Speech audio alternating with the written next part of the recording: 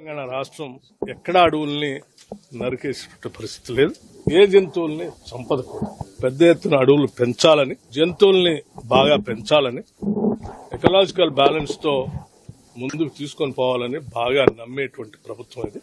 పూర్తి స్థాయిలో తెలంగాణలో అడవుల్ని, జంతువుల్ని, పర్యావరణాన్ని రక్షించే కార్యక్రమంలో భాగంగానే ప్రభుత్వం ముందుకెళ్తుంది. అడవి గాని భూమిని అడవి అంటున్నారు ఓ ప్రధానమంత్రి అంటే ఆశ్చర్యం వేస్తుంది. అంటే ఇక్కడ ఉన్న స్థానిక బీజేపీ నాయకత్వం ఆ విధంగా వారికి ఫీడ్బ్యాక్ ఇవ్వడం అనేది కూడా సరికాదు.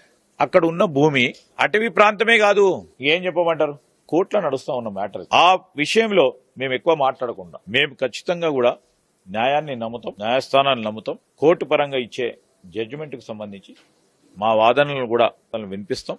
ఆర్టిఫిషియల్ ఇంటెలిజెన్స్, కృత్రిమ మేధను ఉపయోగించుకొని అనేక మందిని ప్రభావితం చేసే విష ప్రచారం చేసిన, విషం జిమ్మే కార్యక్రమం చేసిండ్రు ప్రక్కన టీఆర్ఎస్, ఇంకో పక్కన బీజేపీ. వాటి స్పష్టంగా కూడా రేపు రాబోయే కాలంలో తప్పకుండా జవాబు చెప్తాం.